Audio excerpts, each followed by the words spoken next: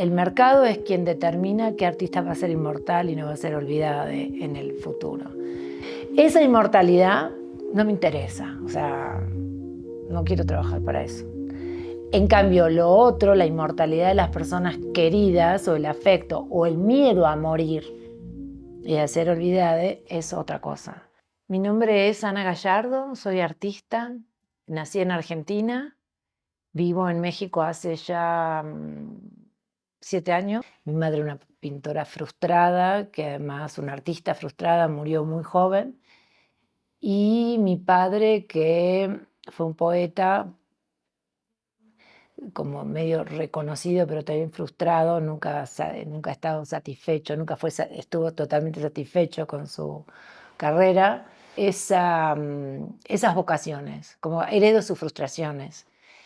Y desde el momento en que yo decidí ser artista o tomar eso, entiendo que fue un vínculo con ellos, un vínculo de sanación. Ahora es clarísimo, es un vínculo de venganza de mi madre, la estoy vengando a ella, estoy cumpliendo sus deseos, sus sueños. Este, ese es mi origen de mi ser artista, ¿no? Quiero ser este tipo de artista que hable, o que cuente, o que piense, o que muestre el mundo de las mujeres. La violencia que se ha ejercido sistemáticamente en nosotras las mujeres. Cuando yo empecé a envejecer y a darme cuenta de que estaba casi boleta porque nadie me iba a volver a mirar, digo, acá hay que trabajar fuerte para no desaparecer. Esa escuela de envejecer, que es un trabajo que también esta pieza está enmarcada en eso, que es la búsqueda de mujeres viejas, y en ese trabajo vinculándome con mujeres viejas y escuchando y haciendo estas acciones, aparece el valor del arte, en la transformación y el cambio. Digo, bueno, es una conversación de mujeres. La mayoría de las mujeres han querido ser artistas, cantantes, bailarinas, ¿no? Y no han podido por estas cuestiones de la religión, la clase, la economía, los prejuicios sociales. Y yo les propongo que hagan lo que tengan ganas de hacer con respecto a eso. Cuando te jubilás o dejas de trabajar, el vacío es tan grande que las que tienen resistencia salen a buscar: quiero bailar, quiero cantar, quiero ir a un coro, quiero dibujar, y entonces están activas en su deseo frustrado, que me encanta. Para mí, Escuela de Envejecer tiene que ver con eso, es con poder hablar de temas que hasta hace muy poco no se hablaban.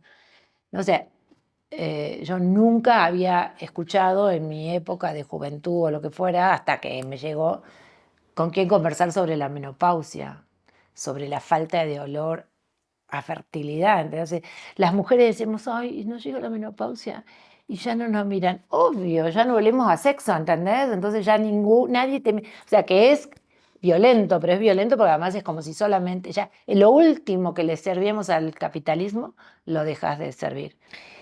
El restauración de perfil es un trabajo, creo que es el más artístico que he hecho en muchos años, ¿no? Como con todas las herramientas del arte, el lenguaje, el dibujo, la cerámica, buscando en la Escuela de Envejecer estas viejas rescatadas. Decidí rescatar y vengar a mi madre y a todas las mujeres y a mí también, en una pieza que estoy copiando sus 7 óleos. Yo rescaté esas pinturas que las encontré medio abandonadas, las estoy restaurando, primero las limpio con mi saliva, cosa que se me hace repoderosa, que lo único que voy a hacer es restaurar con saliva, es limpiarlas, porque me interesa que quede lo roto de la violencia sufrida por ella, da ese testimonio, y la estoy expandiendo, ¿no? Como pensar que esas 5 pinturas tienen mucho poder en mis dibujos negros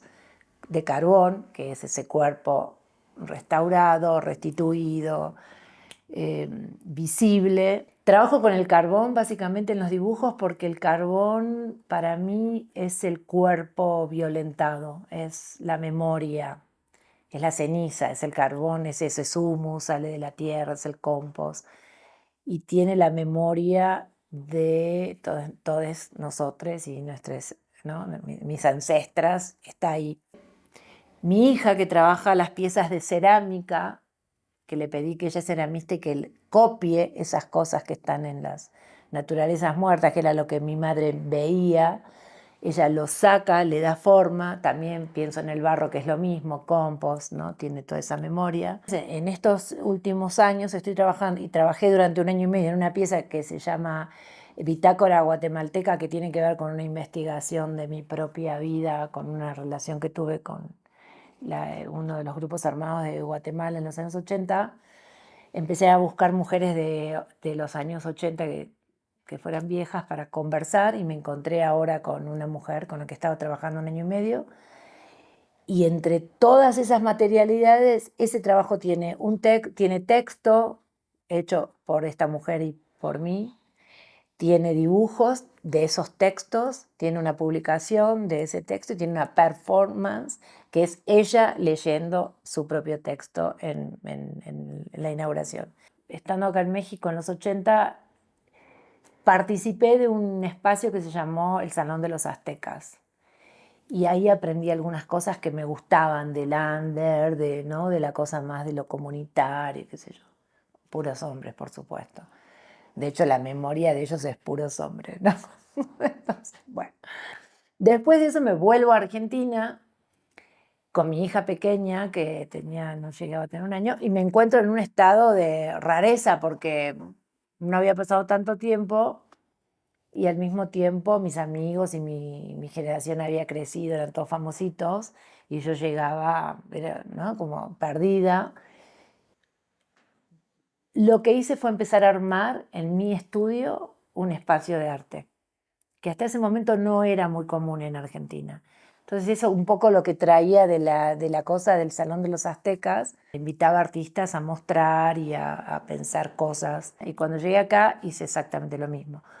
Mi taller se convierte en una residencia para artistas y en un intercambio entre artistas mexicanos y argentinos. Y se genera eso, un vínculo para pensar otras cosas, para mostrar otros ejercicios, para mostrar artistas que a lo mejor no tienen cabida en el circuito legitimado de jóvenes mexicanos. Y es un diálogo que a mí me permite aprender lo que no sé, escuchar lo que no sé, entender aquello que me estoy perdiendo porque ya soy de otra generación, casi como un vampiro, te diría. Yo doy clases, que tampoco me considero docente, siempre digo que soy una acompañante terapeuta de los artistas jóvenes, ¿no? Con conversaciones. No les puedo decir qué hacer porque apenas sé yo qué hacer, ¿qué te voy a decir? No sé. Si quieres, el feminismo nos da el permiso en estos años de poder decir, yo quiero tener una obra, por ejemplo, biográfica, ¿no? Antes, para hablar de política, tenías que hablar de política internacional, externa, de los problemas del mundo, contados como los cuenta este patriarcado. O lo contaban nosotras, hablando de la menstruación, éramos mujeres histéricas, artistas histéricas, resentidas, que es verdad, ¿no? Porque no vamos a estar resentidas.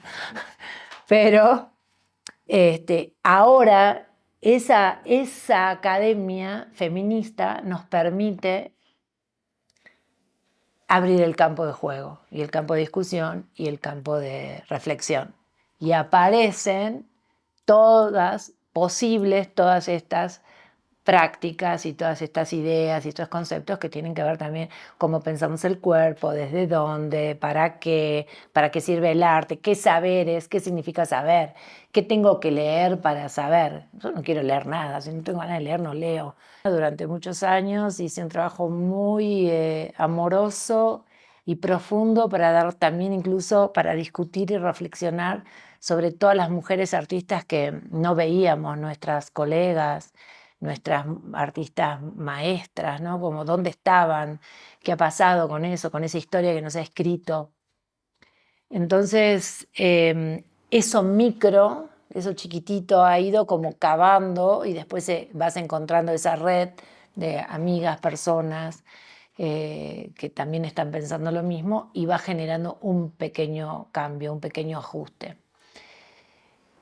Mi práctica particularmente, primero me sana y me ha sanado a mí y me ha hecho pensar qué tipo de mujer soy, qué tipo de feminista soy. Día a día cambio eso. Vivimos en un mundo de privilegios, en un mundo cerrado, es un mundo endogámico, el arte contemporáneo. Me ha cambiado o ha cambiado en alguna práctica que tuvo realmente una acción inmediata. No sé, yo pienso en Xochiquétzal, está en Tepito, es un geriátrico que hay para las mujeres prostitutas de la calle. Hace años fui a hacer una pieza que resultó otra, por eso de la ingenuidad, voy a venir acá a trabajar con las putas. Y entonces la directora del lugar me dijo, bueno, antes de hacer tu trabajo vas a tener que cuidar a esta mujer. Ese lugar era muy precario, había mucha violencia ahí adentro y dije, bueno, primero no sé cómo voy a meter, me meto a trabajar, la cuidé, la bañé, la lavé, hice algo que no sé si lo voy a volver a repetir, mi marido se enferma, le digo, trabajá para tener tu enfermera. Creo que también uno es heroico y se cree, ¿viste?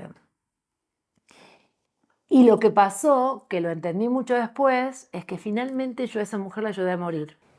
En los únicos momentos que ella relajaba era cuando yo llegaba a ese lugar y tomaba contacto conmigo apenas porque además tenía una embolia, o sea, tenía una parálisis cerebral, no podía...